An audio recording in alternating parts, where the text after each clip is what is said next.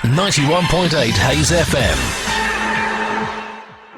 Welcome to Waishee Radio on 91.8 Hayes FM, your local radio and worldwide podcast that's interactive through Facebook Lives and special guests.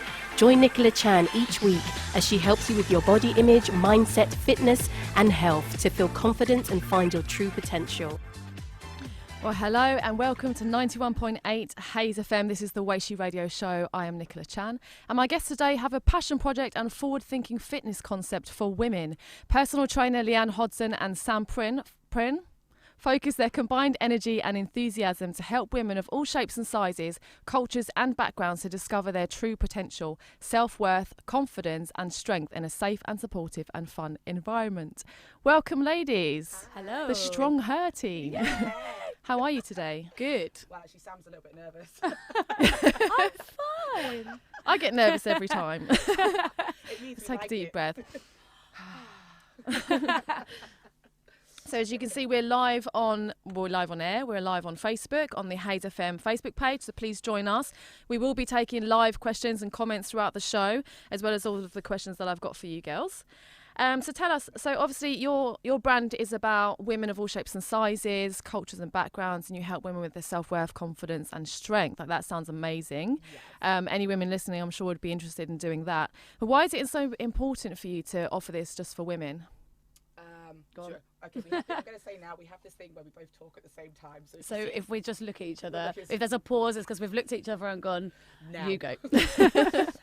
So we wanted to focus on women, because we are women, and as a business, obviously you have to pick a niche and something that you're genuinely passionate about, but also for an industry as a whole, women are marketed towards and not necessarily in the right way, and the information they were being given was incorrect. And we found out as women that had never done weight training before, like 7 years ago, we'd never done weight training, and we took it upon ourselves to become coaches in order to learn how to do it, and realised that the information we were being told and what was being given through a course was actually incorrect as well.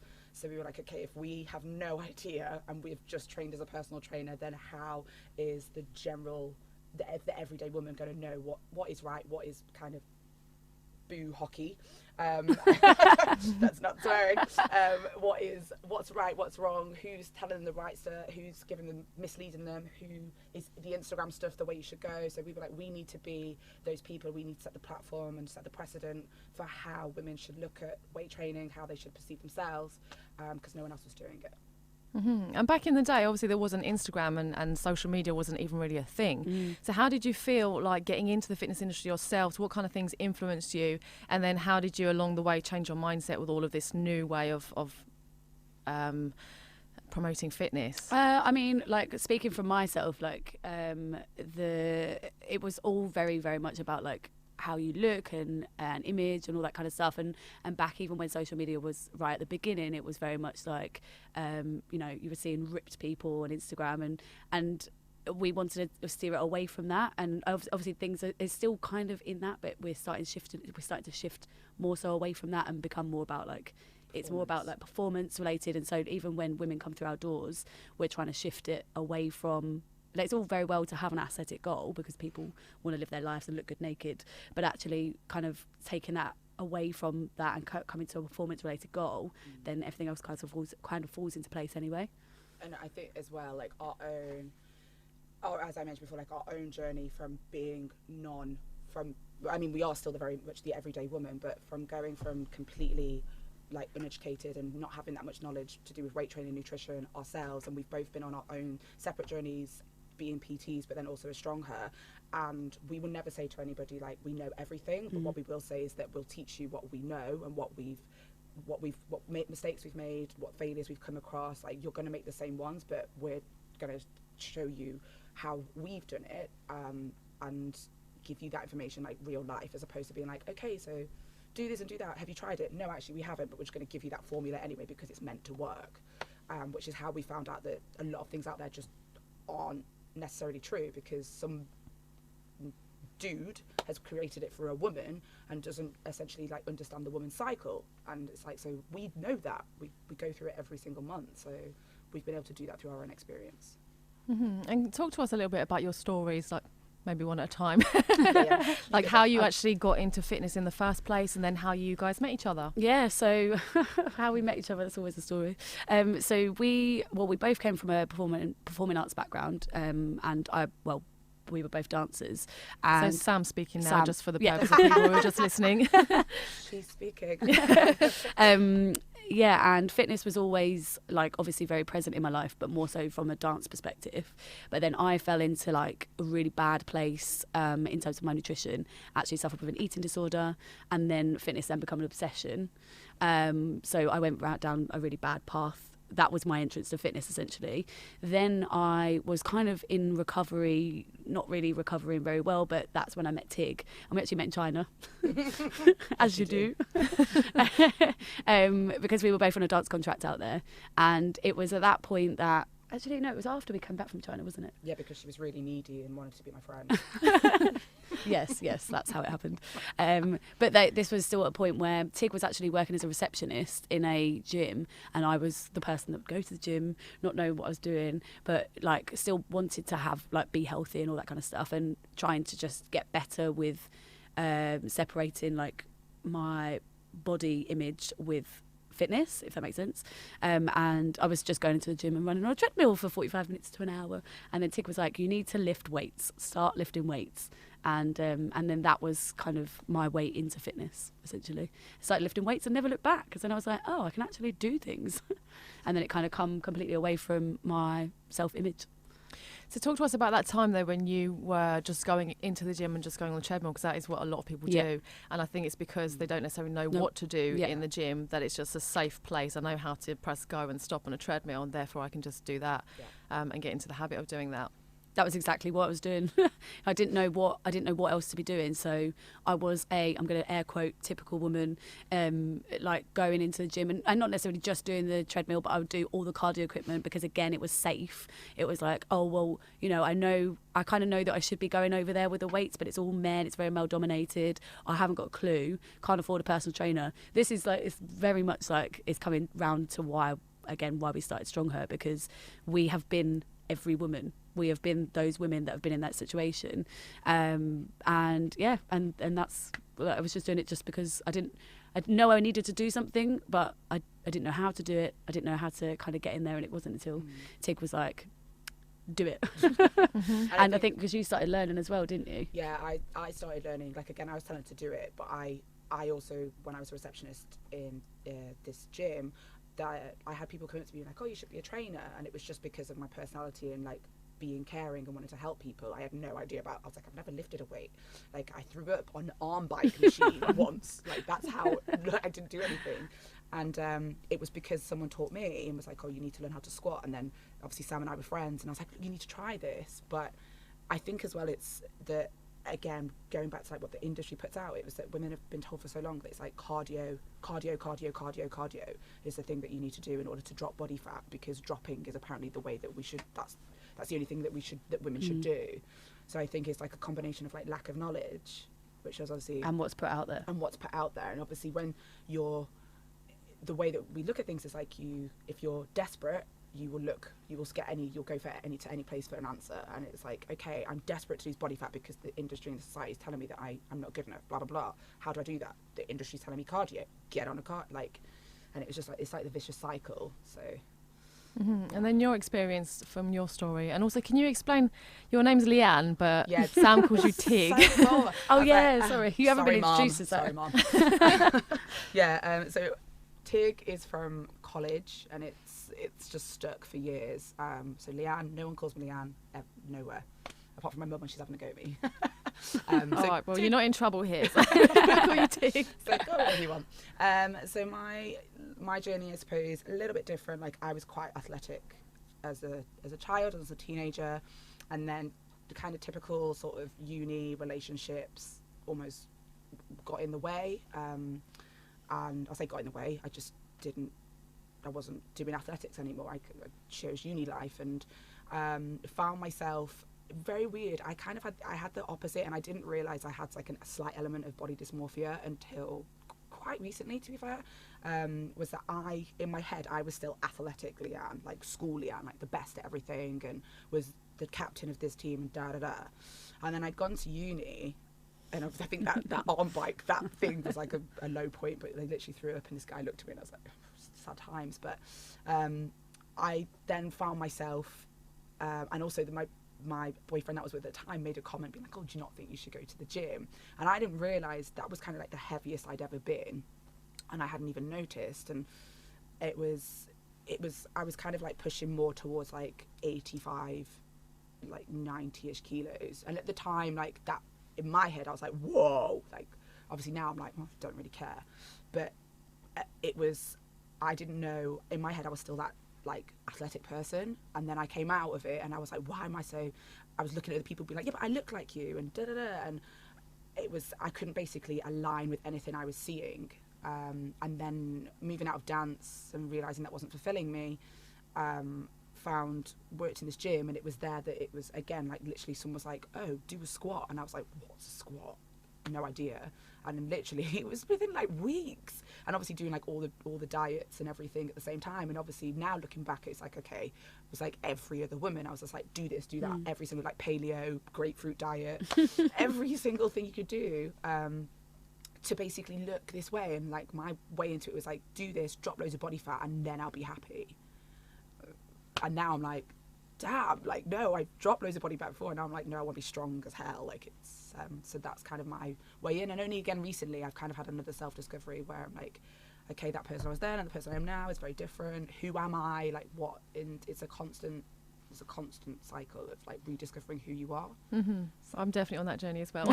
Yeah. You're always on it. Don't get off the journey. And it's interesting when you meet other fitness professionals and then you talk about your journeys, and quite often we all started in the same way of, I want to change my body, like aesthetically, not even thinking about athletics.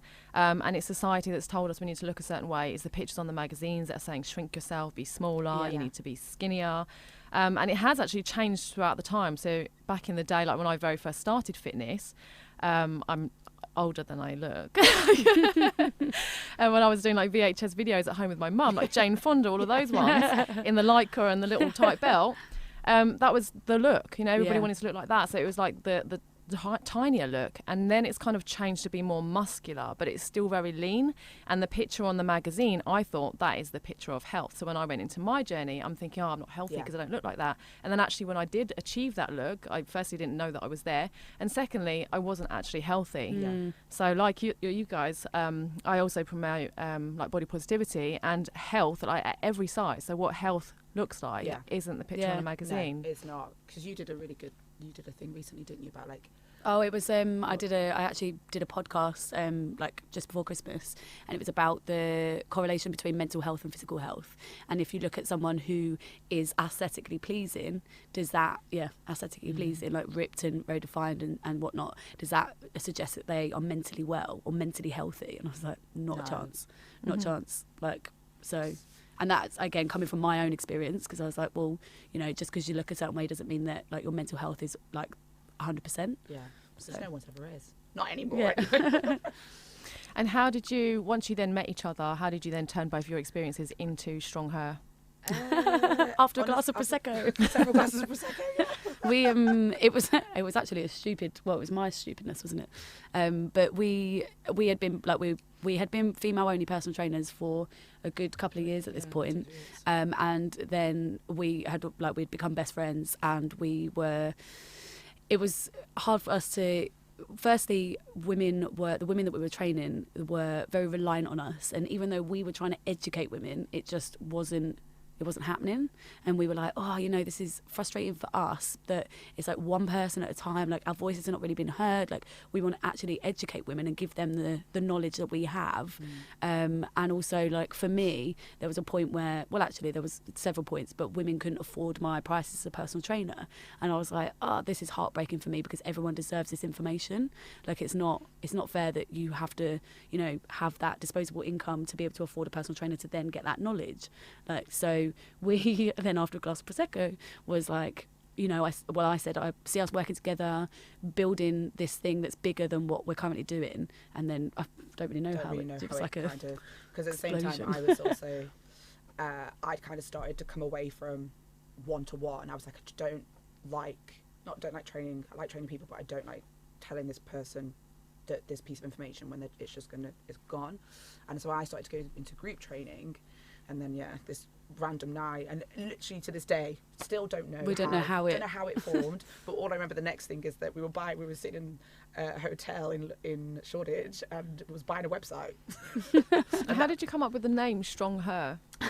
It's actually one of my clients. So I had like a Facebook group of all my clients, and again trying to create that community environment before we'd started StrongHer. And we were sitting in this Sam put a terrible name. The name was originally She Can, and I still stay true to that. I stay true to it. It belongs in the bin. It's a terrible name. Isn't there a thing right now though? She can do something like that. This girl can. That's the one. Yeah, I think that's why we decided. Yeah, no, it wasn't what we decided to do. But yeah, we were sitting in this cafe for literally like 2 hours. We were like, we can't move from here. The business cannot move forward unless we get the name. Which, looking back retrospectively, that's not how business operates. But yeah, and then I just put it in the group, and I was like, this is who we are. This is what we thought our brand was at the time. Give us a name. And then my client was like, StrongHer. It's like, Yep, that's it. Trademark. That's the one. Trademarked it straight away, and that's. But again, it was like there's an element of responsibility on us because we wrote down like the brand, what it was that we wanted to put out there. Like, we're real, we're relatable. This is what we believe in. It's about strength, not image, and so it kind of is an amalgamation. But yeah, literally, thank you. So talk to us about the fitness industry, and you're saying that a lot of things that you learned, you actually then going into the real world realised that these were BS. Yeah. What kind of things did you come across? Oh my goodness. Okay, there's so many. One that I'm going to say right now is nutrition. Nutrition is one. Okay. Oh, was that what you were going to say? No, I was going to say squats. Oh. Instagram go on, you squats. You go, carry on. Oh right. So this is just because I've literally just posted a squat video on our Instagram. Is squats. Like, you go to, and we've taught in fitness studios in London where people there aren't even qualified as trainers. They're not trainers. Just leave it as that. And you'll go in, and they have no knowledge of anatomy or how the range of movement will go, and they're like, okay, go into your squat position, feet hip apart, sit back 90 degrees, and everybody in the room should be doing exactly that. And that's what I call it the Instagram squat, which is basically like going to 90 degrees. And it's just like, you need to stretch the muscle. So if you're going to 90, it's not saying everyone has to go butt to the floor, but you need to just go past the range slightly in order to decrease the stretch. So that's one thing off the top of my head. But also, like you just saying there, like everyone having the same foot position in the same place. Everyone's different. Same place. Everyone's body's different, so that's like one thing. Obviously, everybody is different. Everything, like, you can't just say this exercise is the same for everybody, because everybody has different length legs, length arms, blah blah blah blah blah. But also, blah blah blah. Got to do the squat. Oh no, not that was for the squat. I meant, for other exercises. Okay, right. But nutrition as well, like the stuff that we learned in the nutrition part of our course it's just outdated. Yeah. So I'm going to come back to ask you a bit more about nutrition after this break. So now we've got the local news. It's 91.8 Hayes FM. Stay with us. Welcome to Waishee Radio on 91.8 Hayes FM, your local radio and worldwide podcast that's interactive through Facebook Lives and special guests. Join Nicola Chan each week as she helps you with your body image, mindset, fitness and health to feel confident and find your true potential. Hello and welcome back to 91.8 Hayes FM. This is the Waishee Radio Show with myself, Nicola Chan, and my special guest today in the house, StrongHer. Hey. Let's continue where we left off there. So Sam was telling us a bit about nutrition and how you learned certain things in the industry and then found them to be false. Mm-hmm. Yep. So I'm going to throw one little fact out there. Like, every woman is told to eat 2,000 calories per day, and that's not based on like you as that's just like a generic number, when actually now with working along many clients, that we realise that more and more people are less active, and so 2,000 calories, unless you're well, I mean, even for myself, and I'm an active person, my maintenance calories would be about 2,200. So then if someone is like 4 foot nothing, doesn't move at all, to be eating 2,000 calories, that could be like a lot higher than what they should be. And so then people wonder why they're gaining weight when like that kind of number is just thrown out there. So just in terms of like nutrition, I don't know how much I don't want to say too much. And like, you know what I mean? I don't know where you're Oh, going. right. Yeah, but just a lot of the information that's put out there, like on a generic kind of level, is just really outdated, and it's the stuff that people hear. But also, more and more like social media influencers are putting out like diet plans where it puts everybody on like 1,000 calories, and it's like, again, you're just doing the other thing on reverse. You're just taking way too many calories away from that person.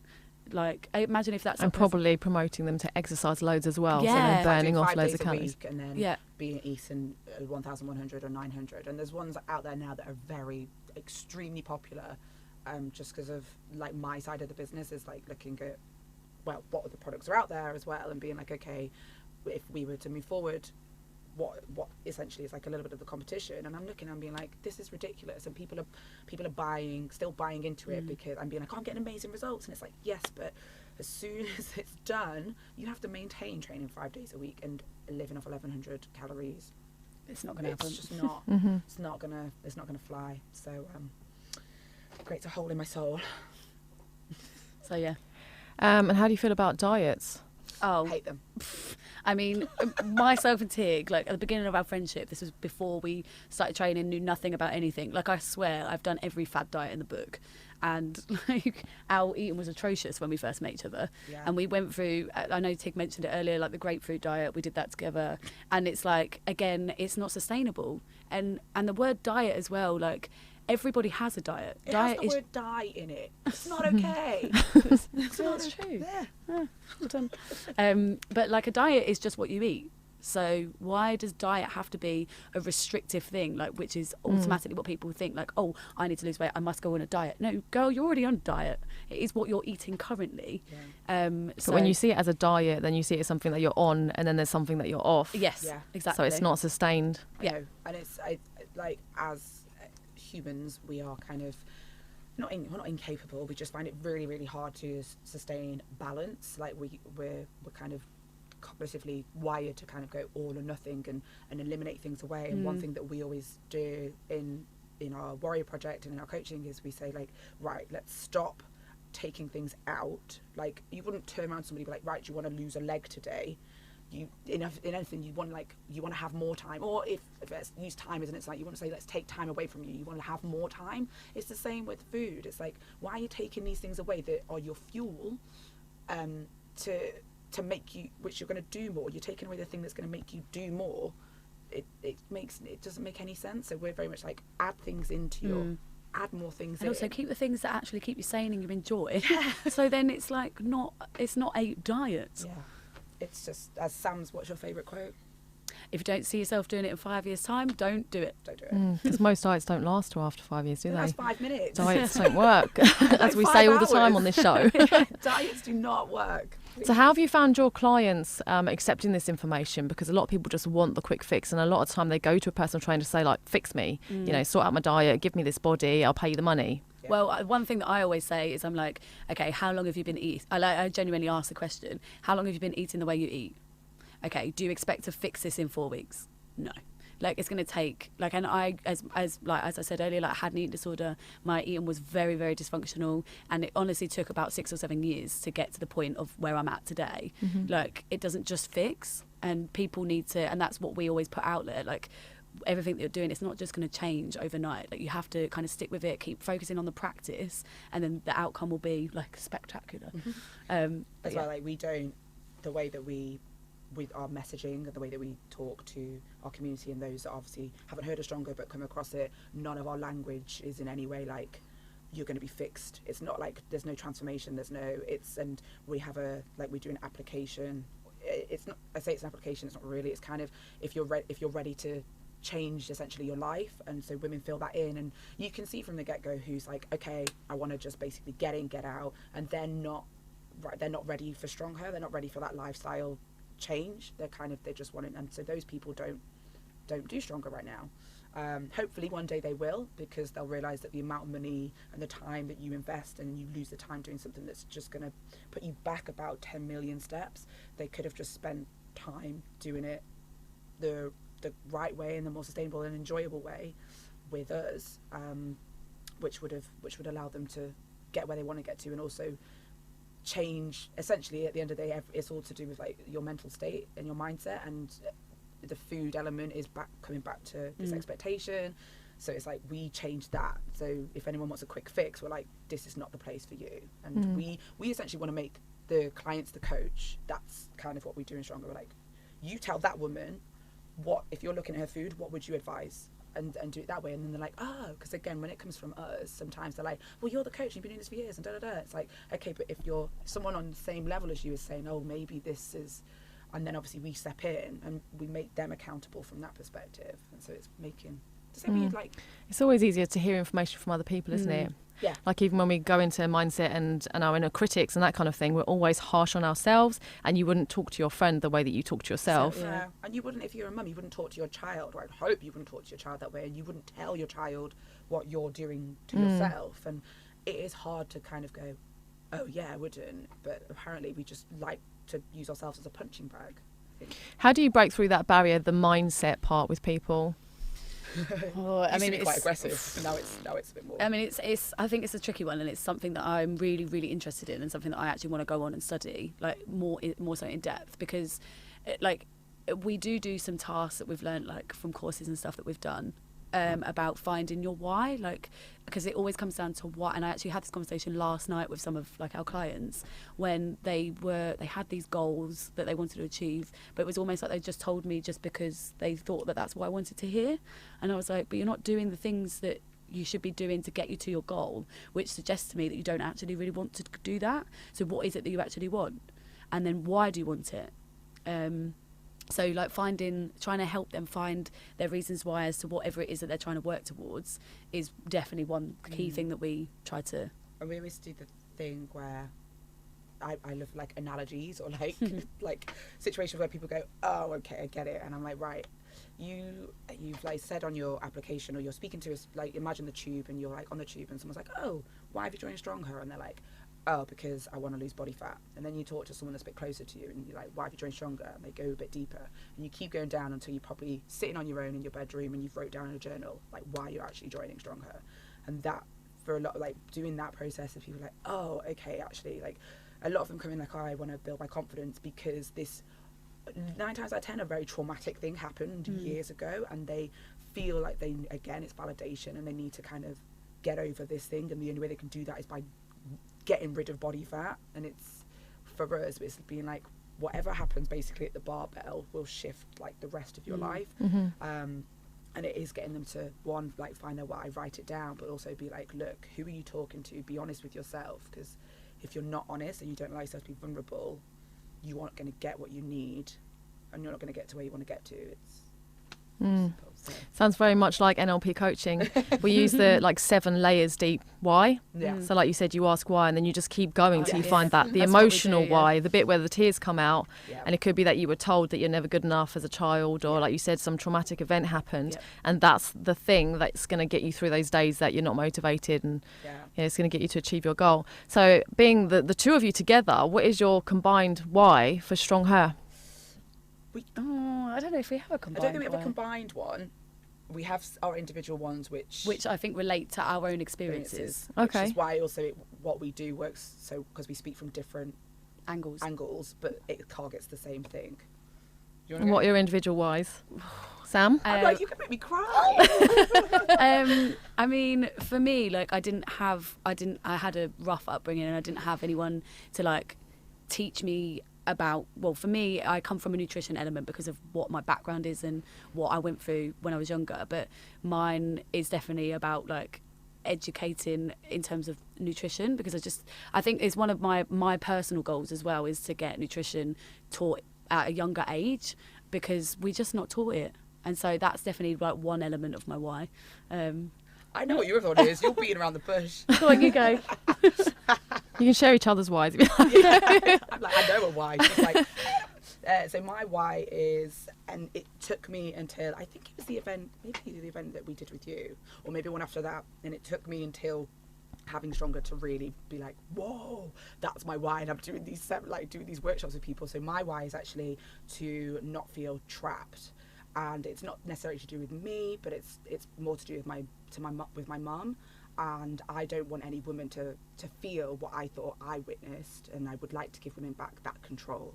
So, see, Well, I can share with you my why if you like. Don't Take the pressure off. So my why for doing the radio is actually to be the voice of you guys or whoever's here to inspire somebody at home. So if you're that one person at home who thinks that the problem that you have is all consuming and you're the only person that has it, here's somebody on the radio who's had that problem and found the solution, and you know you're not alone. Yeah. So that was me, the sitting at home, didn't hear anything on the radio, but I did loads of research, I listened to podcasts, I read all the books, and obviously all of the people who'd had these experiences, I eventually found my way. So that's why I do that for other people as well. Sam? Yeah. Go on then, you share my why. I'm not sharing your why. My why. What kind of whys do you get from your clients? Surface level. Most of the time. I think we've changed, to be honest, we've changed our structure now, because there was a point where there would be like a finding your why session, which was great, but then people would be like broken. And also people weren't ready, like They weren't. people come into, when they find us, they see the fitness. They don't necessarily see the other bits that we do within our coaching. So when they come in and then we're kind of like going deeper into like their reasons why, they did not walk in expecting that. So then there were, again, like some people like broke down quite a lot. Yeah. But there's a lot of women with anxiety, a lot of women with depression, quite a few women that have been in abusive relationships. Again, we deal with quite a lot of Muslim women that are kind of not trapped, well, it's an element of trapped, but they're kind of stuck between their faith and if they still want to be part of their faith, and then the boundaries that their faith has, and they're trying to find their own identity. And again, some mothers that are like, I don't just want to be a mother, like I'm not just a mother, but who am I if I'm not a mother? So, and again, we've kind of tapered it away to do it a little bit, it's not as aggressive now, and also to save some stuff for our events, because we kind of like be like, tell us everything, and then it's like, This is what I find amazing about fitness, is like fitness is the doorway to get them in. Yes. And they'll have all those surface level things like I want to lose weight, I want to be able to lift in the boys room. And that's what gets them in, but then there is always that why, and even if they're not conscious of it, there is a deeper reason why they want to be there. Yeah. And obviously they'll find that within the space with you. Yeah. And I found that as well, just teaching people one-to-one. That's why I got into mindset, because it became like a counselling session. Like for some reason, when you're pulling a weight and it's heavy, like it just transfers to other areas of your life. Yeah. Like just that moment of pushing through the pain, there could be another area of pain in your life, and it just brings it all out, and all those emotions come out with it. Yeah, someone actually said, I don't know what it was, or was it a post that I put up, and it was the other day, and it was like, strong lifts, strong life, because it's very much part of our mantra and part of our philosophy. It's like philosophy, that it's, if it could be a small weight, it could be anything, but it's like that idea that if you've done something in that room, that's not the treadmill or the elliptical, but if you've done something that you've broken that fear, you've broken that boundary, then you might be trying to go for a promotion, or you might be trying to leave a relationship, and you're like, right, I did that this morning, which means that right now is so much more in my grasp than it was before. And it's that, and I think as well, a lot of people don't connect the dots. They're like, fitness is fitness, life is life, and it's like, no, they're all combined in a nice mushy mess. And how do you feel about that, the line, I'm just thinking about how to explain it, where we're going in and we're training hard because we want to face something else in our life, but there's also I'm training hard because I want to be stronger and I want to be hard on myself and not let myself off the hook, with the line of I'm now abusing my body because I hate myself, like I want to change myself. Do you know what I mean? So using fitness in a positive way, and then there's the line of negative. And I'm talking from obviously my own experience of eating disorder in the background and in the past, and training that way because I wanted to change myself and didn't like myself, because I really found that transition quite challenging. I feel like we've not had anyone in a big, this is a difference because I know, because I can relate to what you just said there, like that was exactly what I was doing. Like almost like punishing myself, but it was something I was doing by myself along with like everything else. Which is what the media tells us to do, though. If you eat this, you should train this hard. So it kind of puts the two together, that you need to train off your food. And but I think that like what we do is in a group setting. I feel like we just the atmosphere that's created in a group setting doesn't allow that. Like even if you kind of come in with, I don't know if people just no one to our knowledge has ever said that. And also we only offer 2 sessions a week. Like we're not one of those packages like you can train 3, 4, 5 times a week, so that we're inviting that sort of nature in. We are very much like it's 2 90-minute sessions and this is what happens in the session. And obviously we encourage you to do these sessions outside, but speak to us about it based on your goal. If your goal is just to generally feel a bit healthier, then just do the 2 sessions with us. But I think naturally, without even thinking about it, we've kind of put up the parameters so we're not going. We definitely have had women that have come in and they've been suffering with eating disorders, or like currently suffering, or have suffered with eating disorders, and it has been a conversation that I've had to have and you've had to have with women about, like, you know, kind of what it is, like just kind of addressing the situation. And also, like, again, we're not qualified to be taking on that or giving that advice. So like I've said to people, like, you need to just seek professional help in terms of like going and talking about it in therapy. Like obviously we want you to still be here because it is positive for you to be in this atmosphere, but also, you know, in terms of the other side of it, going and seeking professional help. But we definitely have had that, but I wouldn't say we've really had anyone that's been... No, and if people have said it to us, then we've had that many women now that we're able to address the situation. Like, so with people that are in recovery, like with regards to nutrition, we're just not ignore this section, but basically whatever you need and whatever you want us to do, obviously that's like, we'll have a conversation about it, but let's just basically enjoy your environment and train. Whereas other women like, no, you know, I want to be quite focused on my nutrition, and it's like, so we manage that according to the individual, because and some, like, I think at some point, like, one lady was like, the environment's great, but I'm not ready yet in myself to hear about nutrition. So then we advise, we're like, okay, go and seek some help outside, and then by all means, like, come back. We're not kind of like, oh, you're leaving us. Like. And we're going to have to leave it there because we have another very short break. This is our local What's On. It's 91.8 Hayes FM. 91.8 Hayes FM. Welcome to Waishee Radio on 91.8 Hayes FM, your local radio and worldwide podcast that's interactive through Facebook Lives and special guests.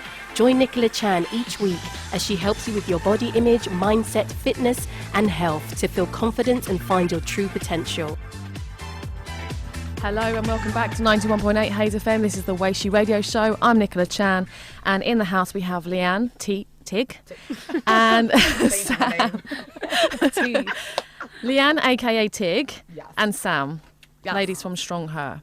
So we were talking just before the break there about training in the gym, training for certain reasons, and trying to change it from a negative reason, i.e. to change yourself, or to be a bit destructive in the gym, i.e. I need to work off my food and that kind of thing, destructive type of training, into a more positive training. So let's talk about that transition from training for aesthetics maybe into athletics.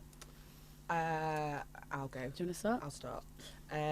So initially at the beginning of the kind of fitness, after I became PTs, obviously the natural thing was like, I want to drop body fat, and again my competitive element came in back from like when I used to do athletics, and I was like, what can I do? And my boyfriend also was interested. Oh no, actually he wasn't interested at all. He didn't like bodybuilding, but came across I'm lying, he didn't, but came across bodybuilding and kind of set that in my head as like, that's what I want to do.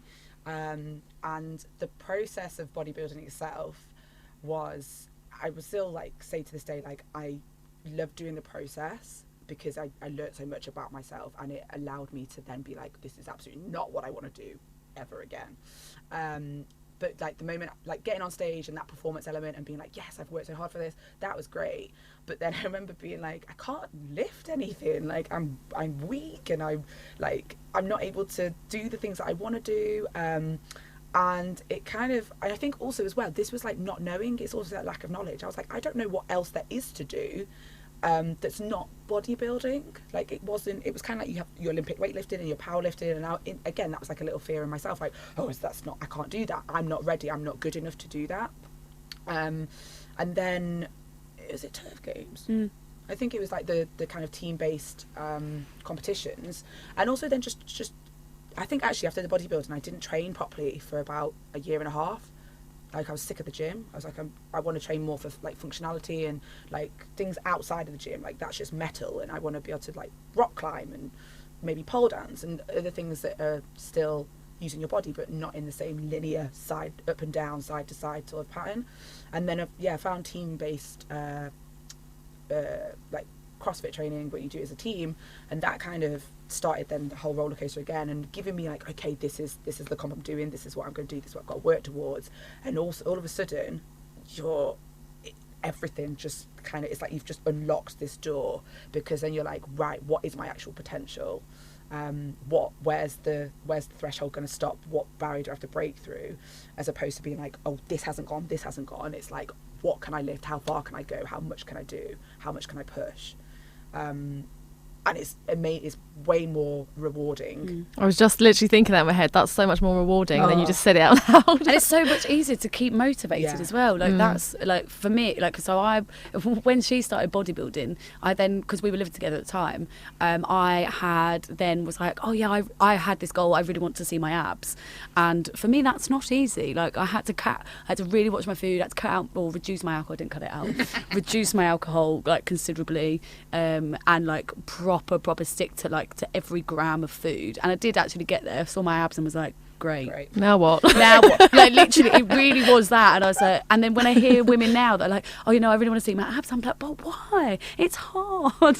And then again it was like, this isn't sustainable. Like when I got there I was like, I am not happy at all. So again, and then it was a thought in the back of my head after Tig did her bodybuilding comp, oh, do I want to do this? But because of my bad relationship with food previously and the situation that I put myself just there and then just trying to get down to see my abs, I was like, this is too much of a risky game. And so then just weak as hell. It's interesting that you recognise that mindset, and also being in the fitness industry, I feel there's a lot of pressure on us as leaders to do all of these things. So how did you feel recognising that mindset and then having those pressures and still saying no to the pressure and just going with what you know? It was really hard, because I remember saying, like, because I had kind of wanted to try like strength training, like powerlifting, but then was like, again, I'm not good enough, And I said to Tig, I was like, oh, I kind of want to stay this lean, but I also want to be stronger. And she was like, well, which do you want more? Because, you kind of have to sacrifice one for the other. And for ages, it really did take me quite a long time to lose holding on to that lean thing. And then it's a hard battle, isn't it? To be like, I want to be strong, and you're allowed to eat now. Go and eat and fuel your body. But I think it got to a point where then I was like, this is so like rewarding again, satisfying for me to be like, oh, I've just picked up 70 kilos instead of 60 kilos, and like just seeing that progression, that was way more rewarding. And then I just finally let it go and was like, you know what, screw being lean. I think as well with like the whole as you were just talking, aesthetic, it is, it's a thing, but once you're there, you are there. There's no progression from that. The only way is you go further down or you go back up again and you do the whole process again. It's not like, otherwise you just have to maintain that. And again, as I said, like humans just do not like to maintain or be balanced. So it's like when you're doing this, it's like constant learning, that constant development that people do seek out, like that kind of like a new relationship sort of thing. It's like, ooh, it's exciting. Ooh, it's exciting. And when you do performance stuff, it's like, there's a constant excitement. It's like, okay, I can do something else a bit more, rather than just being like, I'm going to go to the gym and do, again, you wouldn't go to the gym and do the same thing, and people do, and that's why they don't see anything. That's why they get bored and they leave the gym. It's the same thing. So that's why I'm like the performance element. Like we always encourage everybody to go performance, even if it's like jumping on a surfboard. It's like, that's like, I can't jump on it. I've never been surfboarding, but that's a goal of mine. So it's like, okay, what can we do in the gym that's going to help you jump and get on a surfboard? And even that is a performance goal, because it's something that is like, it's taken away from the aesthetic. I totally agree, because I think that the motivation that keeps driving you is because you're not just forward to that goal and stop. Because you have cycles. Like if you train properly, if you have a coach and you have a training plan, you're not always training to your 100%. Like I think a lot of people get into the gym, lift a certain weight and think, well, every time I'm going to go in, I'm going to lift that same weight, and then obviously they get broken, and then this is like a constant battle, a constant conversation I have with people in the gym in classes and things, because they still have the battle with the food again as well, with I need to change the way that I look. It always seems to be surrounded by body image. No matter Whereas obviously with the athletics, you can kind of lose a little bit of that and just focus on performance. So you need to eat because it does something for your body. You need to do this particular exercise, even if it feels easy today, because that's in your plan and you have to trust the process. I even like recently I've had to like have a moment because I started to kind of go into a little hole of being like, oh, I'm like heavier now than I used to be. But I realised that it wasn't because I don't care about necessarily my weight. I care about the fact that I can't perform as well as I should be able to at the weight that I am now. And in my head I was like, well, now I need to drop weight, and it's like, no, I need to just change my performance to cater to what weight I am. And it was really hard because I was like, when I was doing turf games, I was like, well, you know, I was this and I could run this far, I could do this, and now I'm like, oh, it's harder now because I weigh a bit more because I've just chilled out. But rather than being like, oh, I weigh too much, I'm fat, which is, I don't believe that at all. I was like, the only reason I'm getting really agitated is because I cannot right now perform to the way that I performed before. And it took me like, literally, I did a post last week where I was like, it's taken me a little bit of time to just go separate the two and just love that I am. And lift and pick up some weights because I was just being a bit lazy. So how do you manage your mindset around body image? Because there is always, I talk about noise being social media, magazines, all of that stuff. It's constantly going on, especially in the fitness industry. How do you manage blocking that all out and staying strong in your own mind?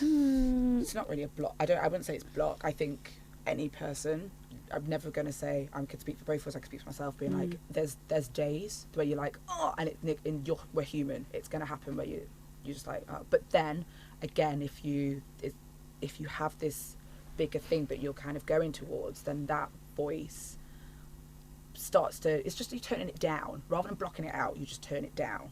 And some days, especially with women, when you're in your cycle and you're like, okay, now I just like, then you just kind of have to go, okay, you're talking really loudly today and I just don't want to be around you. And you turn the voice down as opposed to block it out. So I think if you block it out. It's a good way of looking at it. Well done. Or be aware of it and just know that this is just because I'm hormonal today and it's all right, because tomorrow I'll probably feel better. I think the same thing. Like, I think I definitely just have that moment of being, I think it's the same with anything, like just being aware of the emotion that you're feeling, recognise it, and then be like, okay, it's fine. Like, it's okay. I feel very like something on a meditation app right now. And then, okay, you can recognise that voice and then you just come back into yourself. But that's, you do. That was well done. I know I'm cold.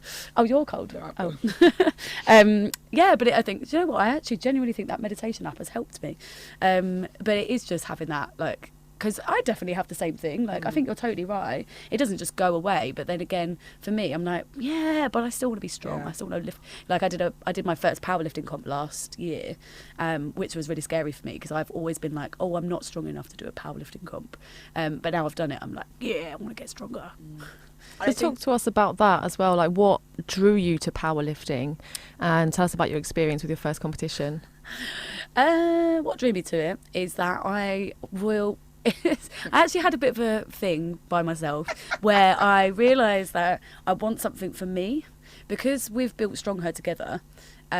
Tig then had she was doing turf game competitions, which I know isn't by herself, but it was her thing, like, out of the two of us. And I was like, I don't have a thing, and I'm not an athletic person. I was the kid at school that used to always bunk off PE. Sorry to my school teachers. But yeah, I've never been an athletic person at all. But then I was like, you know what? I want to do something for me, but what does that look like? I'm not going to do bodybuilding. I do actually want to do a strong woman comp, which is my next goal. And that was kind of just the next, like, it was like a stepping stone up to the thing that I actually want to do. So I thought, you know what, just face the fear, do it anyway, book it. So I booked it, and then, like, it was an incredible experience. Like, it was good for me, like, getting my first coach, I believe that everyone now, I've been through the process myself as a coach with a coach. I believe I can now see even more so the benefits of having a coach. I've learned more myself about training and writing programs for that kind of specific sport. And yeah. And also she looks great in a unitard. Thanks, mate. I've got one of those as well.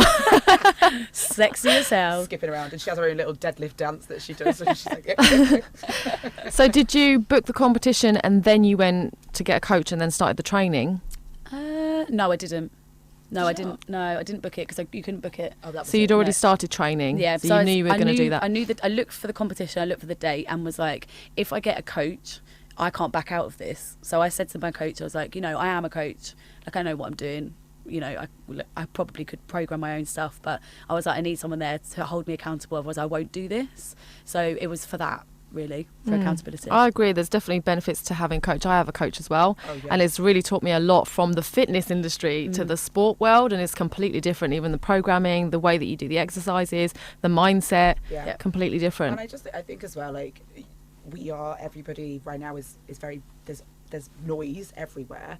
And when it comes to, not to make things convenient, but when it comes to training, and especially when it's your profession, you don't have to think about the thing that you will do every single day for other people. Like, you do want someone to be like, right, this is it, this is what you do, and you go in and you do it, because you've got to go and give your energy and expend that to the other people that need you to program for them. So I would always recommend everybody. Yeah, so it is a nice way to de-stress then, isn't it, where you don't have to think about your own program. Yeah. That's why I like doing dance classes. The rare occasion that I get to go to one. Yeah. There isn't many in this side of London, but we're working on it. Coming soon, not by me. But I like to just go to them and be told what to do, and I just don't think. Yeah. Yeah, that's it. It's time to just switch off. Know what you're doing, switch off, get it done. So talking of dance, and you both said that you have dance backgrounds from before you got into fitness. Do you still dance now?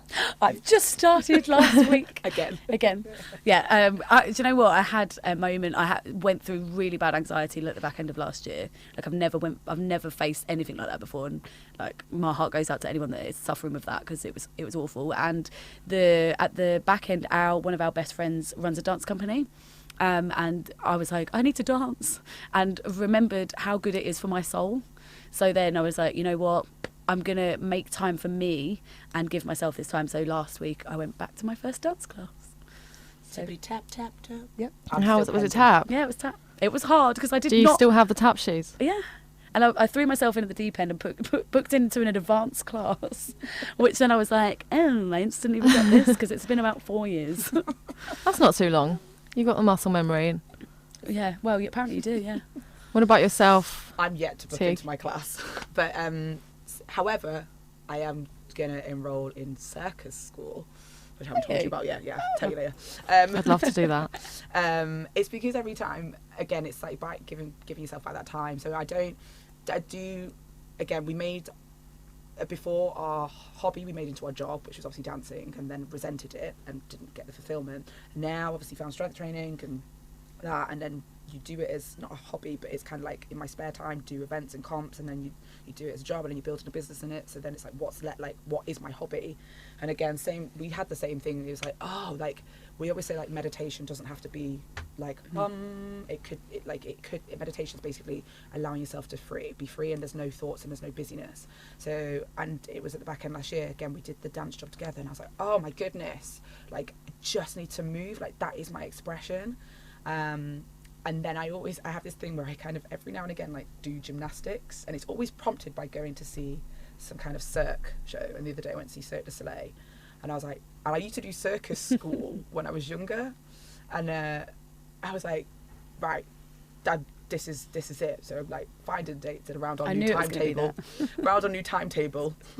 I'm going to orchestrate, and I'm going back to do circus arts, and just like aerial and silks. And I tried aerial silks. Did you? I've decided not to do it anymore, Okay. but I'm going to continue to take my 8-year-old, because she's finally found something that she really enjoys, and so I just want to get her into that. So I'll just take her. I did it It's once. really hard. Yeah, I did it once, and I was like, it hurts my foot. Yeah, but I was thinking of the grip, It's and hard. I'm doing deadlifts and things with heavy weights, and I think that I've got quite a good grip, but gripping the silks is just a whole nother level. All right, note to self.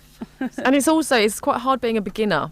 You know, when you get good at quite a lot of fitness concepts and you can kind of throw yourself into anything and be able to learn it. And then I went to silks and I'm just a complete beginner. Yeah. It is quite humbling when you go back to that. So that'll be fun. So we have a break coming up very shortly, so if anybody is on the line, check us out on Facebook, Hayes FM page, write your questions in. We'll see if we've got any questions in the break, and then we'll come back to those when we come back. We also have some listener questions already down, so stay tuned. 91.8 Hayes FM Waishee Radio Show. We'll be right back. 91.8 Hayes FM. Great West London. Hello and welcome back to 91.8 Hayes FM, the Waishee Radio Show. I'm Nicola Chan, and today in the house, in the hot seat, is StrongHer. Yes, we are. Woo, they're giving us a little shimmy for those of you that are just on the audio. If you use it on screen.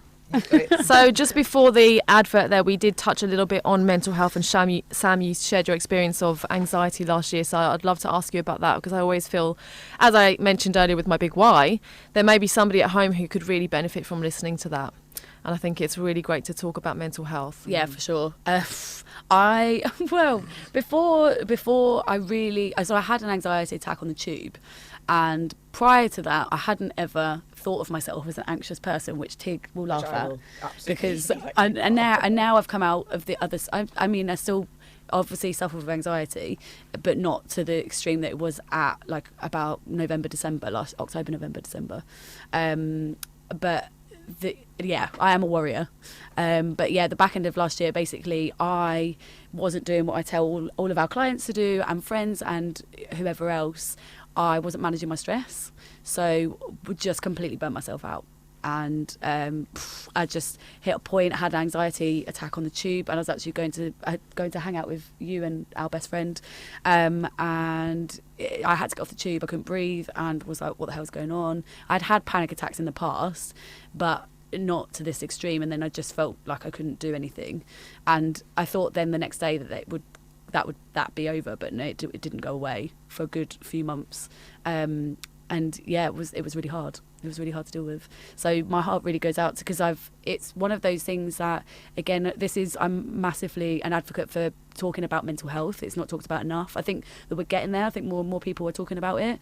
But I know for me, as someone that hadn't suffered with it before necessarily, I kind of hadn't understood anxiety. I think depression is easier to understand, and I hadn't felt anything like it before. So yeah, my heart massively goes out to anyone suffering with it, because it is not nice. Yeah, there was one day that we had to there was one crucial day we had to walk, where I just was like, let's walk, and we were walking, and it was absolutely hammering it down with rain, and we were just walking for a good 40 minutes in the rain.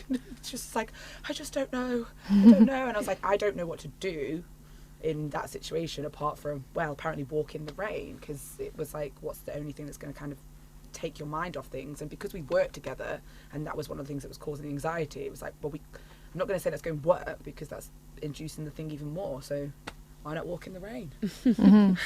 There is an NLP technique that they gave to someone who had depression, and it was go for long walks and count all the chimneys. But it was actually because when you look up, you can't access any negative emotions. If you notice, when you're sad, you always look down, and it's just something to do with the brain. You know how you've got the left side of the brain, right side of the brain, and again, walking, you're using the left and right, so you just kind of swing from the left and right side of the brain. So there is actually a physiological thing to walking that is really beneficial, and definitely the looking up. So if you try not to cry, look up. But I can definitely relate to you, Sam, and I'm pleased that you said that about on the train. I actually suffered with that myself, and then I think what's really hard about it is that obviously the train, you need to get on the train on a regular basis, and if you don't then go straight back on the train, that could then become a thing. And I guess that's how it could be for people who can't leave the house. It was a thing, and actually that you just saying about in the house, I then was getting so anxious about, because I don't get on the tube. It's only when I go to see one of my friends who lives in West London, everything I do is in East London, so I get on the bus or walk 9 times out of 10. I'd never ever get on the tube, and so then because of that happening on the tube, I then was like really scared of getting on the tube, and it took until not even that long ago, probably January, to then get on the tube and not feel anxious about it. But then I did definitely think about the fact that if someone, suffers the same sort of thing and then is bound to their house, how that would feel, because it was hard even getting on the tube. And I'm just lucky that I don't have to get on the tube to go to work, because that would have been really difficult. Yeah. I mean, I think also because there's a train etiquette, isn't there? You don't share your problems with other people. You don't talk to them. You don't even give them eye contact. Yeah. Like, So which is why it's really nice to hear this, because there'll be people listening and they're thinking, well, I get on the train, and maybe they're feeling like that. And I always think, however you're feeling, you're just consumed in your own mind, aren't you? There's all these other people. And as soon as you just open up a conversation, they might say to you, well, I also feel like that. yeah. Yeah. You know, but it's just disguised because we just don't share these things Yeah. in public. Which we now are very much trying to. I don't, I say I don't, and I definitely had sleep anxiety last night. But I'm more like the other side. I'm more like, not depression, but I like to like have myself in solitude. So what would happen when Sam was feeling anxious? At the same, if it was caught, I say this. It was caught at the same time, I would be in my, I can't be around anybody, I need to be by myself.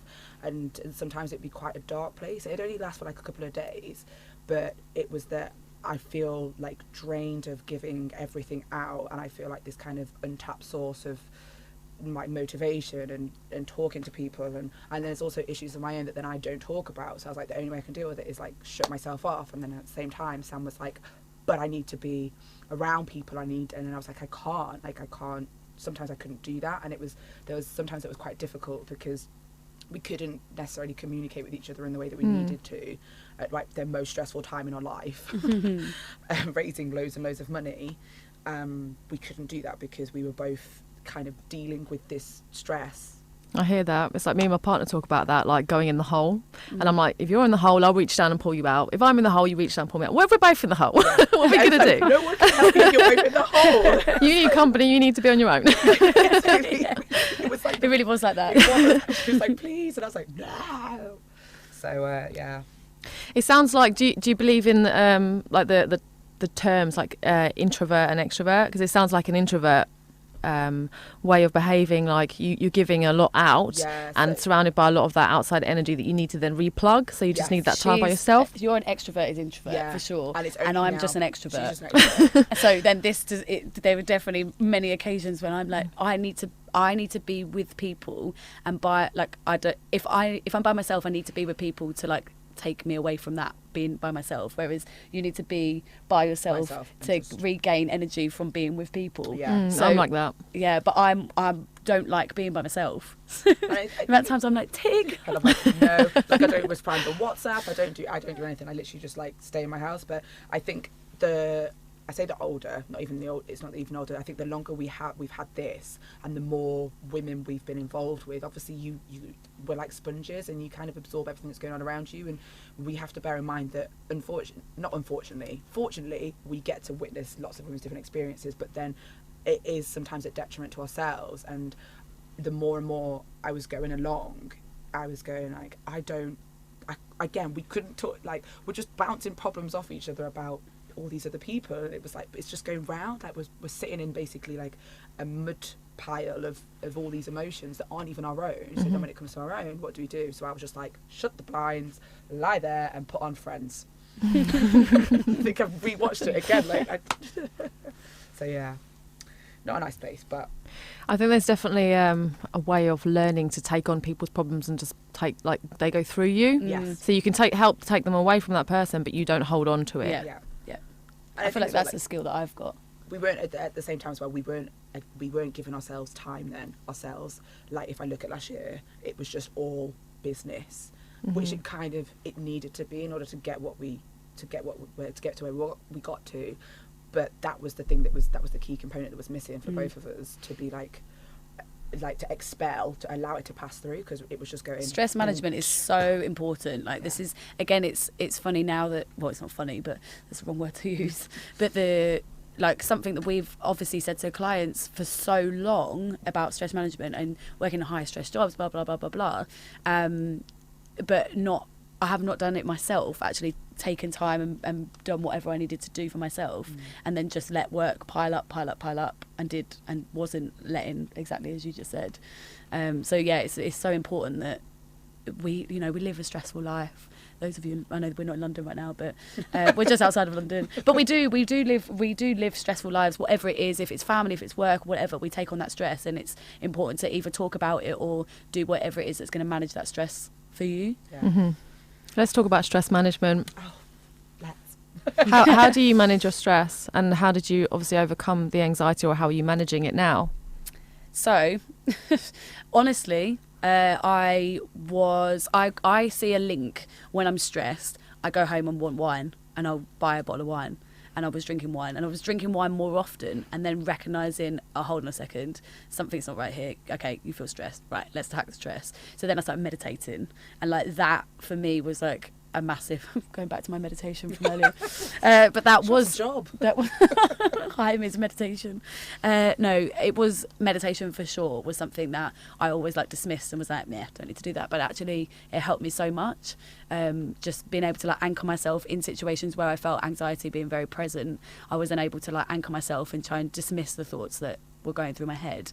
So that for sure is definitely something. But also, again, as I've said, this year is giving myself time, like scheduling myself, and I actually have written it in my diary this week, like this is an hour for you, this is an hour for you, this is for an hour for you, and actually putting myself in my diary, like it's slightly different for us because we're self-employed, but yeah, even if you work at 9 till 5, like putting yourself in before work or after work and giving yourself even just an hour of the day. Like I saw something on Instagram actually, and it's like 5% of your day. Like, what's 5% for you? 95% of your time will be at work or for other people. 5%, that's it. Just give yourself an hour. Yeah. I actually like when you just said about self-employed, not obviously to take away that anybody that has like a 9 to 5 or an 8 to 6 or a thing job, but obviously when you're a lot of shift workers around here by the airport. Or yeah. shift workers. It's not to take away from that at all. It's sometimes obviously when you're self-employed, there's no time, like you give all your time, so it's really hard to then go, this is my time, because there's no boundaries. It's just like, and I'm really bad, or I was really bad at that, but yeah, I think just to say that, because I was like, it's really hard for us to just go, okay, now it's off mode, and then something happens. There's no off. We decide when it's off, and when you're so passionate, you just like, well, I can just carry on going, and I don't need to stop. Yeah, like you're not human. Yes, basically, which sometimes you do feel like that way. And there's when you're self-employed, the time for money, because you think, well, I'll do that work for the money, but then actually, if you break yourself, you're going to have to spend more money. Which is exactly what happened to me. Like that was always my thinking, and I was like, it's fine, I'll just keep going, and then I actually ended up having to take a whole week off work because I was just like, I can't mentally do this. Like I can't be the person that I need to be at work. Like I need to just pull back the time for me. So then it was all very well good working, pushing for money, but then it ended up it wasn't worth it in the end anyway, because I had to take off time and lose that money. So yeah, it's always the way, isn't it? Learning the hard way. Yep. Yeah. Why did I just listen to begin with? I have no idea. How do you manage your mindsets with things like I said, social media and people saying things to you, negativity? How do you manage your mindset to stay positive and to keep in check of your stress levels and meditation and everything? I'm trying to think. I don't really. Like, do you have a ritual, like a morning ritual or anything like that? Oh yeah, I do. Oh, there we go. And she's in. Like, well, yeah, I have. So we've also learned. Well, not really learned, but we are like polar opposites. So I'm like, get up, get the day started, and then 2 p.m. is maintenance mode, and I just do what I need to do. So nap time, right? I'm trying to avoid nap time now. It's just kind of. She just shuts down, and she's like a shell of a person. And I'm just like, that's my up then, and I'm like, yes. So I get up now. Sometimes 4:30. Majority of the time it's 5 a.m. regardless of if I'm doing the morning, doing teaching or not. And I do. It's called the Miracle Morning, and it's like game changing, because again it was like I need to give myself some time back before everybody else is up, before my boyfriend gets up, before Sam blows up my WhatsApp, before email, anything, before I have to go and teach, or as I call it, contact hours, because it's really hard when people. I was like, oh, I'm not at work today, as in like contact hours, but then we're working all the time because I'm constantly in front of a laptop. So I was like, the only way that I can do that, and the way that I like, is like I need to get up and go. And then the rest of the day, it's almost like the end of the day is like Friday. It's like just taper off. And the beginning of the day is like Monday. So it's like get up and do it. So basically it's like get up. I do yoga, 15 to 30 minutes, and at the end of it I'll do like a mindful practice and say my affirmations for the day. And I suppose I kind of focus on what either from the day before that kind of pulled me back, whether it was like I felt like I was like really unorganized, or I didn't get something done, or I was feeling crappy about the way I looked. So then the next day my affirmations would be that. And then I do something, I split it up into like life admin, work admin, and then I listen to an Audible or a podcast, and I do that within like 60 minutes. So by the time it's 6 o'clock, and then I'll either cycle to if I'm teaching, or then I've basically then got the rest of the time to crack on with StrongHer stuff, or like just get ahead of the game. Though I like to think of it as I'm getting ahead of the curve. So 9 a.m. is like when people that we're speaking to will get up and start answering the emails. So I'm like, right, I've already addressed all that. So now whatever happens this day, I've got brain space to kind of deal with that. And also now I'm very much like, we used to be like, oh my God, there's just so much to do, there's so much to do. And now I'm like, right, this is the focus. And I write down a focus for the day. So it's like, because we have split roles, like I do like the marketing, the website, Instagram, all mine's very kind of like now, but then I also have to think ahead. So then I'm like, okay, what is the focus for today? And as long as I get like 80% of that done, I'm like, good. And one life admin, because I never do any life admin or cleaning. And I was like, realised that my like everything, it was just all in disarray. So I was like, I need that hour to give me perspective. And if I don't have it, and if I don't have my Sunday, StrongHer Sundays, which is basically like a day where there's no plans, you just kind of do where the wind takes you. I love those days, yeah. Where there's no alarm. Yeah, no alarm, nothing in the diary. Nowhere to be, and you just kind of go with emotions. And I'll be like, oh, are you around? Or I'll like, go for a roast and might go to the gym, or I might like something where it's just like there's no plans, the no plan. Where you go how you feel. Yes. Yeah. That day. So I don't have that day, and I don't do my miracle mornings. Don't talk to me that week. I most definitely do not do that. I like to sleep for every last second. I had a moment last week where I'd woken up, was it last week or 2 weeks ago? And I'd woken up at 6 because I had my client at 6:30. That's what I do. I wake up at 6 and I start at 6:30 and I run frantically to work, or cycle frantically to work. And my client cancelled. I literally just grabbed my phone to leave, and she'd cancelled. So I was like, So I sat in my bed and I was like, right, well, what I could do is I could be like Tig and I could get up and do some yoga and do that kind of stuff. Or I could be like Sam and go back to bed. So I went back to bed. So she thought that she did the Sam. Yeah, and I was like, well, I could never do that. Once I'm up, I'm up. Oh, no. Even if I then have time, I couldn't go back to bed. Maybe in the afternoon. I'm all about the power naps. Nap nap time. Up in the morning, down in the afternoon, up in the evening. We just had sometimes had a power nap, but now we've had like some bad experiences because you have to set the alarm and just have one sleep cycle. If you try to wake up in the middle of a sleep cycle, you're asleep the rest of the day. And there's also, because it's like, well, we're in control of what we do, so it's like, oh, it can wait. And it's just sleeping. So it's just. Yes, we're very serious about our business. Have you heard of the 5-second rule, Mel Robbins? Yes. Yeah. So you have to get up before you get in. I actually did that this morning. I was like, it was 7 o'clock, and I was like, okay, it's time to get up. And apparently I just fell asleep. I didn't care. No, because I had to call her and be like, where are you? I'm waiting for you. We're on the radio today. I was waiting to train. I was like, I could have got home. So we're just coming up to a break now. It's 91.8 Hayes FM, the Waishee Radio. We'll be right back. Stay tuned. Follow us on Facebook, Twitter and Instagram. 91.8 Hayes FM.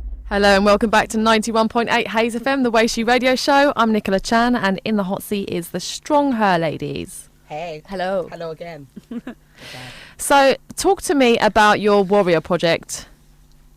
Oh, okay. Okay, so our Warrior Project is a small group training program where we go through, again, this is like where people just see that it's a strength training program.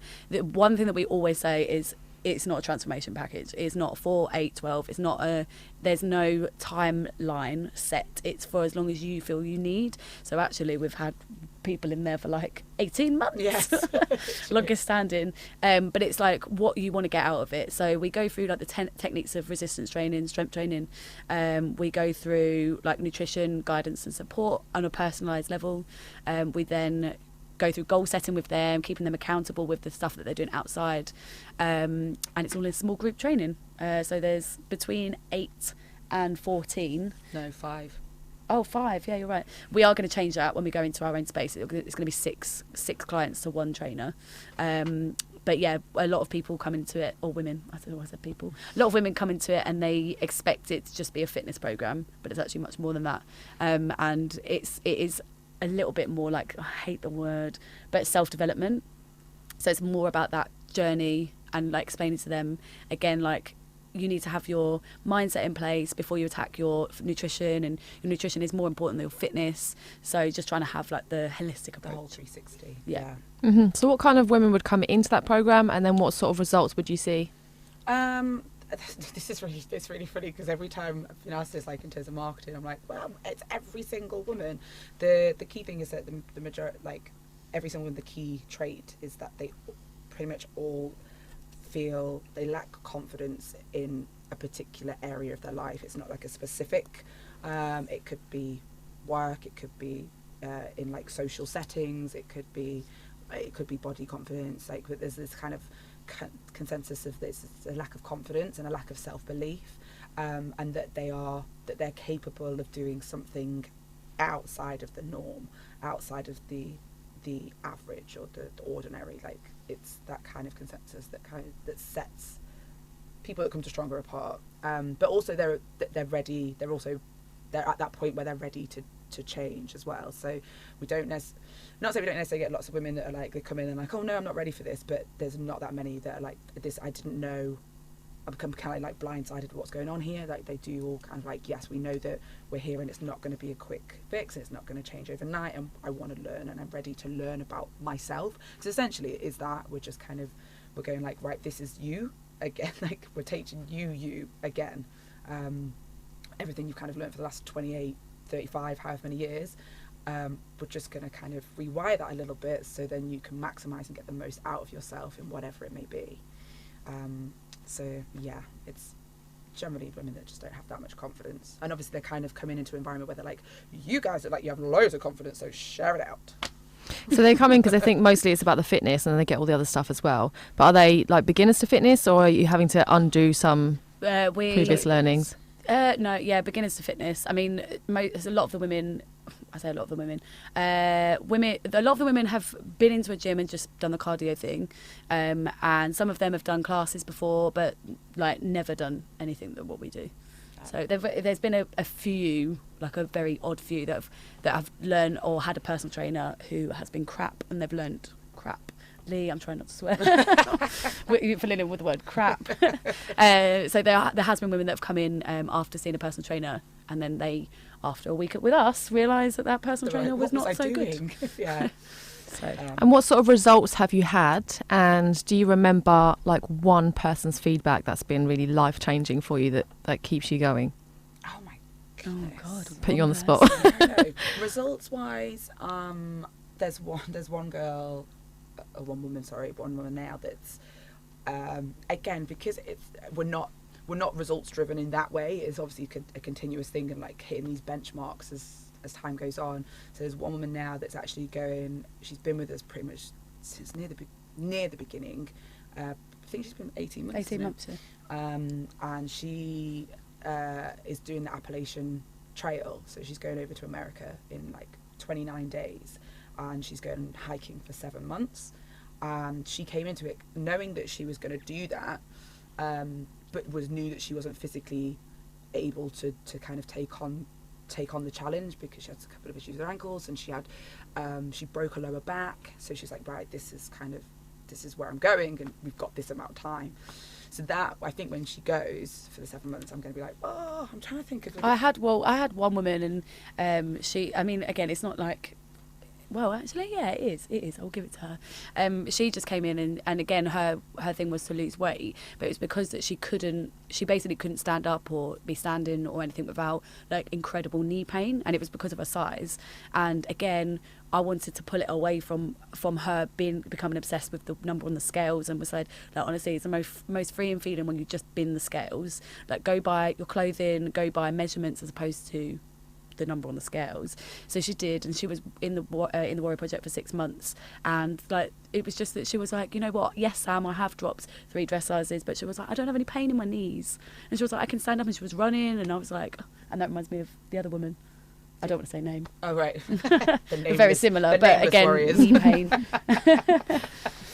I think There's just so many. yeah, and I think especially like at the end of every 4 weeks we do it's like a goals week where we set goals at the beginning of the month, and then we just test them on. Again, it's just to be like, this is where you're at, this is like well, you've nailed it, or this is like what we need to tweak in order for you to get there next time. And at the end of every 4 weeks there's always, remember that time actually I cried for the box jumps. I put it on social. So one woman, because box jumps are like pretty much like nearly woman's fear when they're new. And this one woman, I loved her so much, and she was one of these that was like, I don't really know, I'm a mother and I don't know how to separate myself, like I don't know who I am, like I don't know what I want, and box jumps was a thing. And I remember she got it in the session, I just went like burst into tears, and then I put it on social, I was like, I was just so emotional. I mean, again, I could have been hormonal, but it just fell out my face. But the feedback, like more often than not, is that like you've changed my life. Yeah, that's what we hear like consistently. There's not kind of one that sticks out. They're just all great. Just all wonderful. What kind of barriers do women come in with to training fitness? Fear of judgment. Yeah, would be the biggest one, I would say. Like again, like it's like what you're talking about. Like people are always scared about what other people think. So people don't want to go into the weights area, even if they kind of have an idea of what to do, or they've seen some videos on Instagram or wherever. They're scared of people looking at them and judging them, so they don't go over and do it. So that is one big barrier. Childcare is another big barrier, but it's not something we've really tapped into because we don't have a solution to that problem right now at the moment. But that is definitely also, so because we're obviously women only, so childcare is one massive one. I'm trying to think of any other barriers. I mean, there's actually quite a lot of barriers, but the ones that we predominantly see. Yeah, there's obviously like cultural barriers as well, and at the moment, like we have to do the Warrior Project in shared spaces, which means for some women of Muslim faith that it restricts them somewhat, like they're not able to take off their hijabs, which for us is like obviously the point of to be able to create the space and for you to feel free in your time that you're kind of dedicating to yourself, which obviously will be resolved as soon as we have stronger space. But that's another barrier as well, just kind of like, can't I, is it okay, are there men there, are there not? And that's another barrier, but we are getting there. We're getting there. Talk to us a bit more about the diversity of the people that come to you. It's a right eclectic bunch. To put it bluntly. It's so incredible to see as a mixed race woman that found it hard to identify with what was out there through fitness, to see what we have created. I say we've created, like our community's created it, but we've kind of put the platform to be like, look, fitness isn't for one person. It's not for one type of person, it's not for one culture, it's not for one background, it is for everybody. And the fact that there's like a percentage, it's like 80, I can't remember, but like with boutique fitness booming in London, like boutique fitness, is it stereotype? I don't know if that's the right word, but very much is a middle class white woman's world.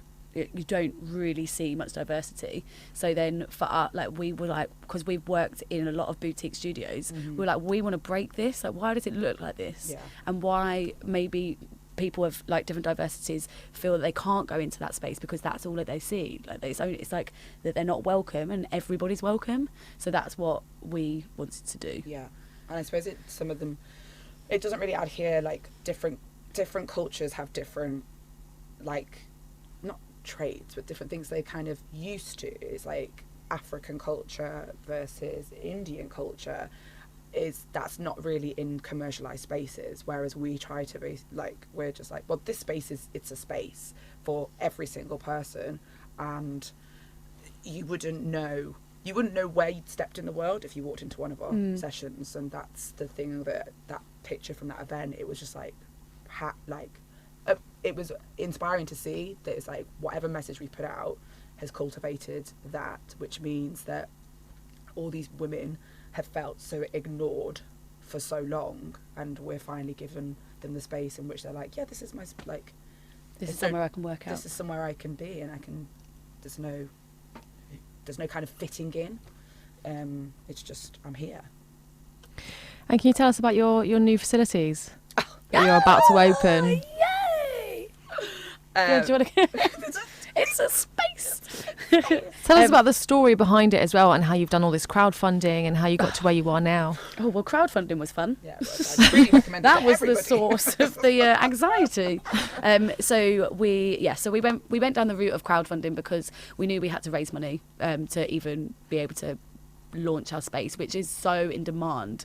And it's crazy now that we're like right at the crunch point of getting the keys and getting in there and start building, that how much it's needed. Like I had a Muslim woman who she reached out to me to have some personal training, and she wanted to train because she wanted to take her hijab off, and there was literally nowhere unless I hired it out exclusively, which didn't make sense, like price point, and like it wouldn't have made sense like business wise to do that, and there was literally nowhere.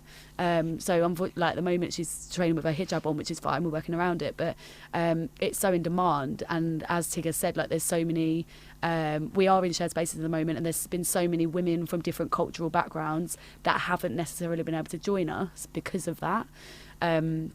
So we I don't know how we went off a tangent. I don't know. there. I was trying to think then. I was trying to think the Definitely dots. went on tangent. So then we decided to crowdfund because we wanted to bring our community in, and so many of our community had said that, you know, we want to help you get from A to B, we want to be a part of this, like, and we have built like this incredible community, and so we decided to go down that route. So all of your members are a part of it. Yeah, and it was also, we weren't actually meant to get a studio until, we weren't planning to get a studio until this. Well, we're going to start the process. We're going to start now to get next year. To get it next year, and then it was a case of like every time we'd set up a warrior project, it would sell out, and then the women that were in a warrior project weren't leaving because they were like, well, no, we want to stay, we want to be in, so we couldn't. We want to be part of the community, we want to continue to learn. So then we couldn't invite any new people in because we're limited. And then setting up another warrior project would mean overheads were like really high. It would probably sell out. We'd have to get another coach in to only teach 2 sessions a week, which as a freelancer is like not that much. So it was just kind of like, right, we just need to bite the bullet and listen to the people and get a space. So it kind of, we weren't prepared. I don't know if any more time would have helped us, but we weren't prepared in any way. It was kind of like, found a space, go, and do the crowdfunding, which learning about something you have no idea about. It's really going from a dancer to raising £126,000. It's quite a journey, I'll tell you that. While still teaching, it wasn't like anyone else was doing anything. It was like we were still teaching, we were still doing everything at the same time. So was there a deadline then to get the money by? Yeah. Yes. So we went through. I've blacked it out. What kind of things did you do? Oh, we did a silent disco event, which was really fun. That was fun. That was probably one of the best events we've ever done. Oh, yeah, that was. And really it wasn't to raise money. It was just to raise awareness for the campaign and what we're doing, and we like showed them the space, or the outside of the space because we couldn't get in it. But that was really fun, and we all had like silent disco headphones and danced through the streets of London, which was good. Sounds fun. Yeah, it was really fun. It was really fun. I think like we didn't do much because we didn't have the woman power to do that much.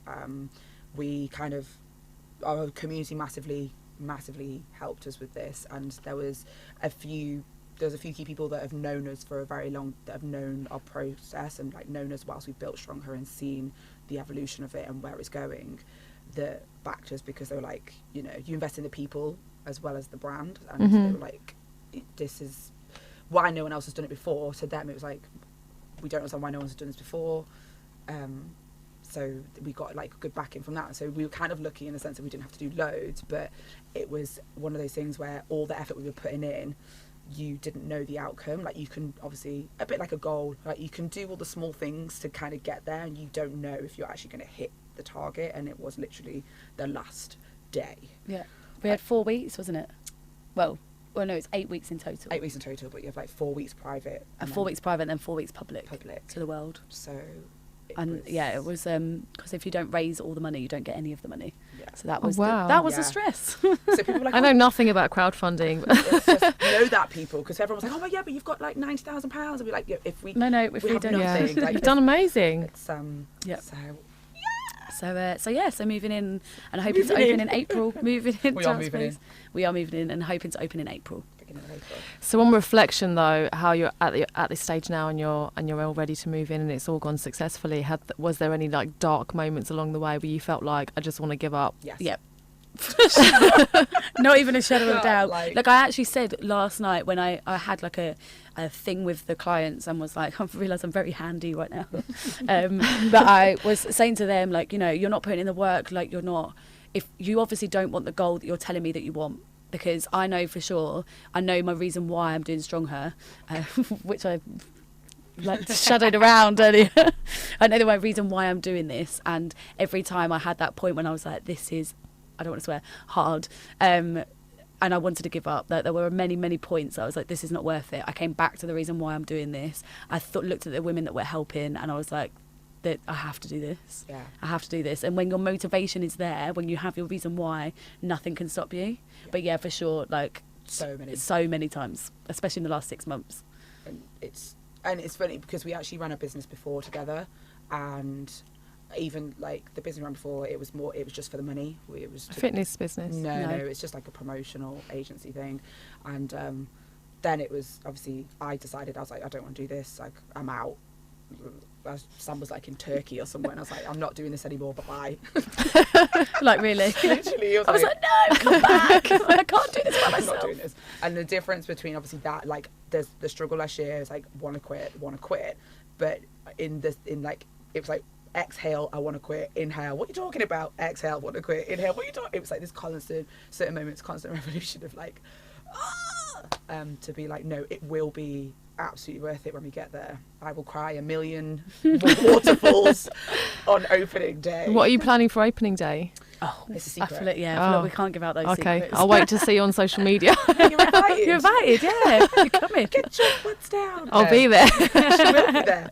Yeah, it's a surprise. It's It's going to be So you were big. obviously meant to work together then, that you've done a project before and then... Yeah, I made this joke before. I was like, wait, are we actually best friends, or are we, because we've worked together more than we've actually been friends, so are we business partners or are we friends? I was going to ask you about that as well. So outside of work, do you still hang out? Yeah. Yes, we make more. Last year was like no, or it kind of merged, whereas now it is more separate. Again, because we do see each other all the time, so it's. But I think we've both got to a point, because I know I am the needy one, and I know that. Oh, sorry. And then, That's to shut you up, maybe. I know that I am the needy one, and then I was like, oh, you know, but I want to hang out, da, da, da. And then now I've like, even just at the weekend, this weekend just gone, I was like, yeah, I've seen quite a lot of Tig, so I just want to be by myself, just not be with, I mean, hang out with my other friends. I love you, but. And on that note, it's time for our last ad of the day. Well, not of the day, of the show. We'll be right back after this. 91.8 Hayes FM. Follow us on Facebook, Twitter and Instagram. 91.8 Hayes FM. Hello, welcome back to 91.8 Hayes FM. It's the last 20 minutes of the show, so I'm going to make the most of it with the StrongHer ladies, Tig and Sam. So let's take some listener questions. We've got Nikki from Hayes who asks, how do I gain confidence in the gym weights area with all the guys staring?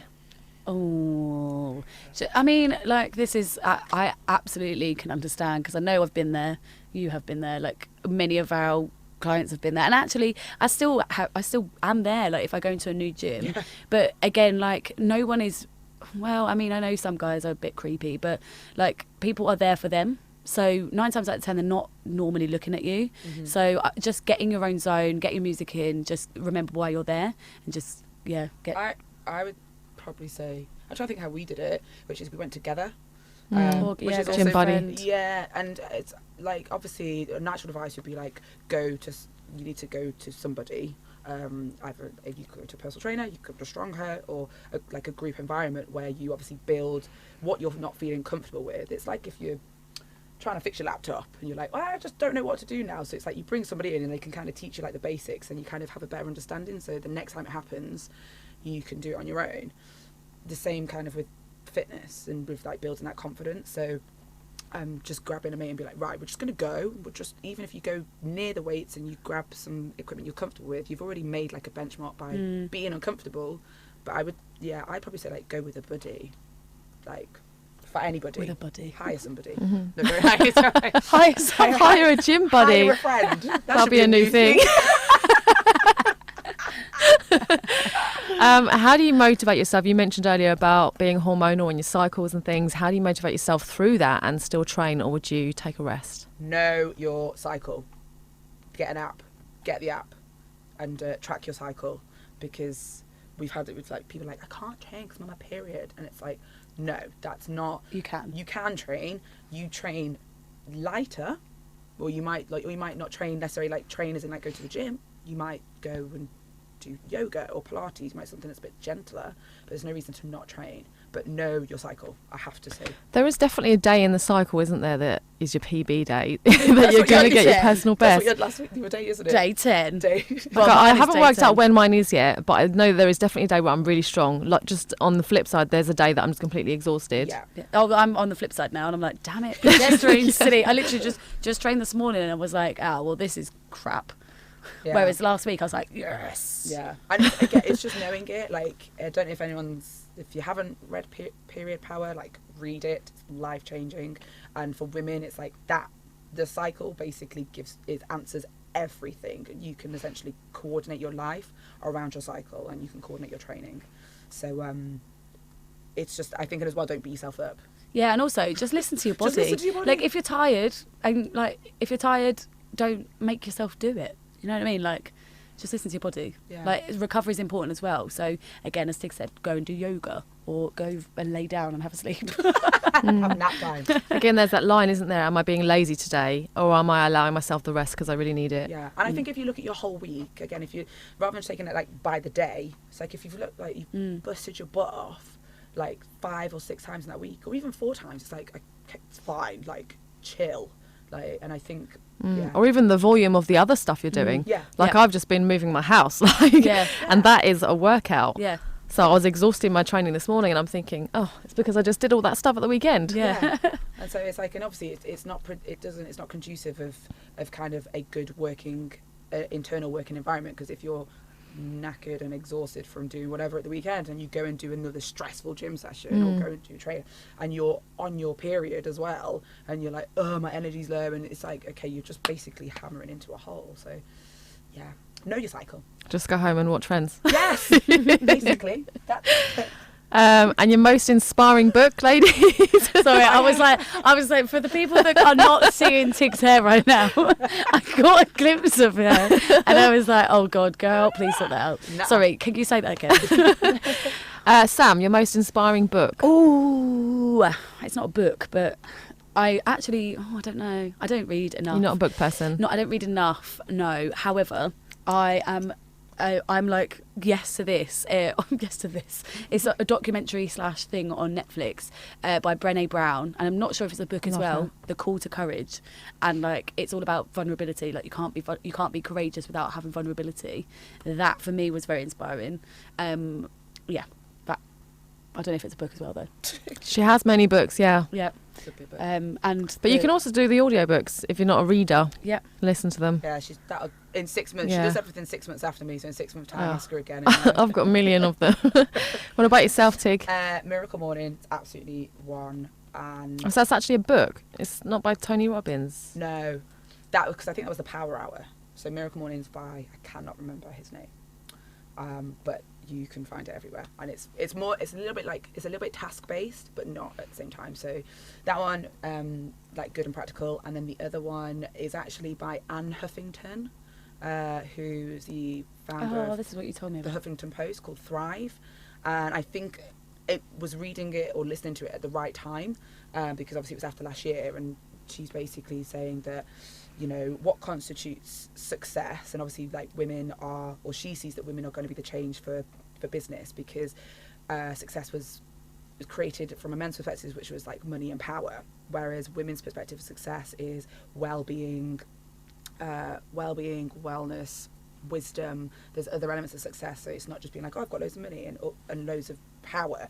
And also, like, why are people celebrating the fact that they're doing an 80 or 90 hour week when you could do, is that what you're doing in that time? It's more that masculine, feminine energy, isn't it? Yeah. The masculine's like, go hard, and the feminine's more like creative, nurturing. And she basically, she collapsed and like found herself in a pool of blood, and she basically had been working ridiculous because they were doing this campaign, And she was like, and that was the point. And I was like, is it worth it? And I remembered obviously last year, like how we felt, and also like obviously how Sam felt. And it was like, is it worth it to put yourself in that place where you're basically physically or mentally you're unwell for the sake of what you're thinking about success? Or can you take some time out and get the same amount done, the quality done in a short amount of time? So that book, Thrive, it's excellent.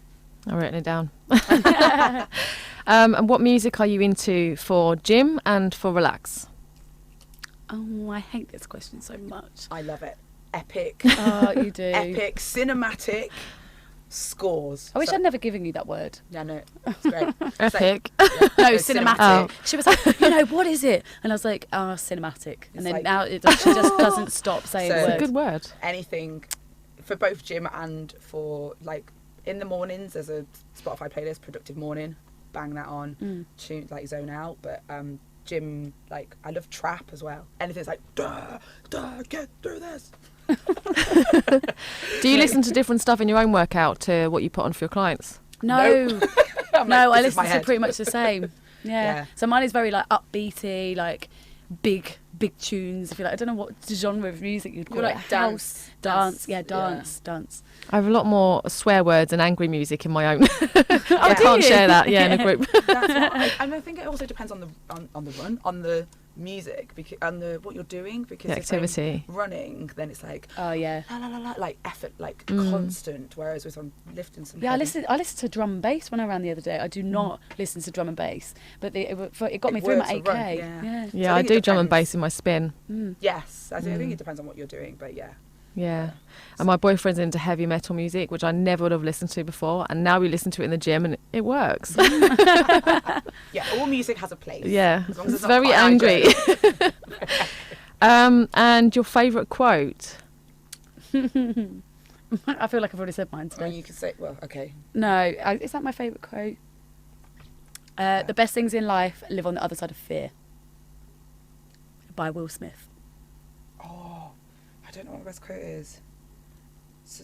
You can come back to it if you want. It's to do. What did I use? I used to say like, it was to do with failure as well.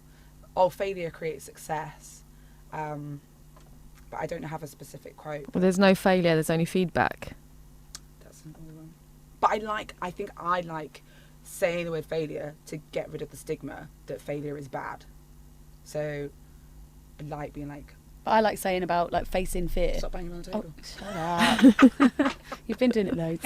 Yeah, like about facing fear, because there is a really good video that follows that quote from Will Smith, and I think he's jumping out of an airplane or something, and he's saying like he was so scared before he did it, but then it was so amazing when he just like went through the fear. Yeah. And then like it's basically saying that, but the word fear as well, like you've got to face your fears, you've got to take the risks. Basically, we like failing and Fears. fears. the F's Two in life. Fs. Yeah.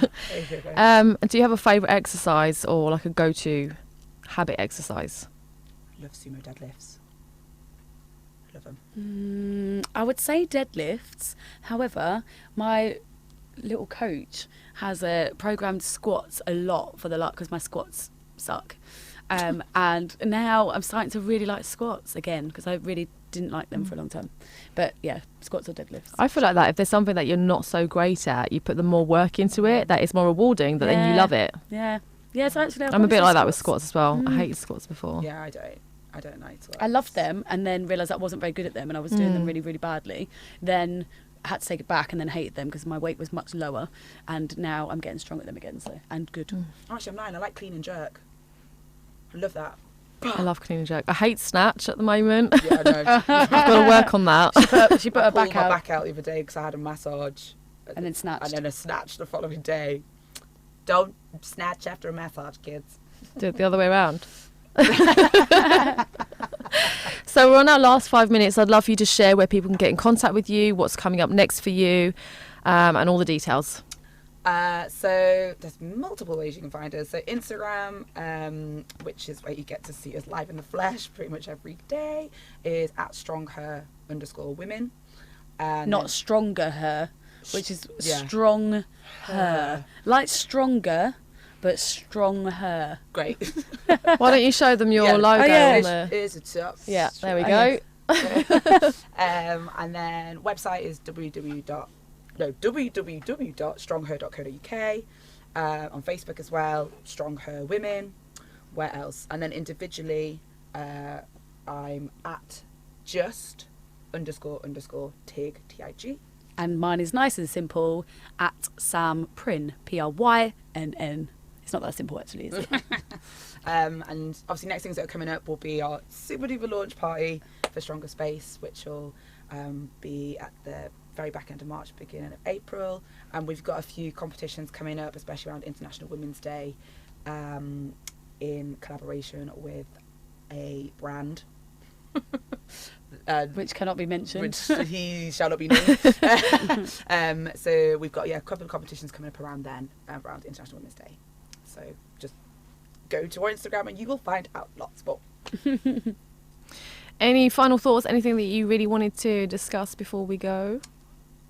I think like just my last piece of advice is to any, I want to say woman, because obviously we're speaking to women, but I think to any person that you always have a choice with what you do, and it's quite easy for us, you guys, to sit here and listen to us and we say all these things, and you guys be like, oh yeah, but you've maybe had these things handed to you, or it was easy because you're in fitness and I kind of want to really bring home the fact that we were not in any way, like we have really, really worked for this, and we've made choices along the way. Some of them have been not so good, some of them have been great, but we put ourselves in front of opportunities. And I was always say to somebody, if you're afraid and there's something niggling in your head and you don't feel like right now your life is fulfilled, then don't say no to an opportunity that passes you by, and make a choice. Like, always make a choice. Don't just sit back on the fence, because you'd rather regret failing at something than not doing it at all. Lean in. Yes. Lean in is my addition to that. Which is what we said as well earlier, that sometimes fitness being the doorway, and then once you go through that, all the other stuff comes up.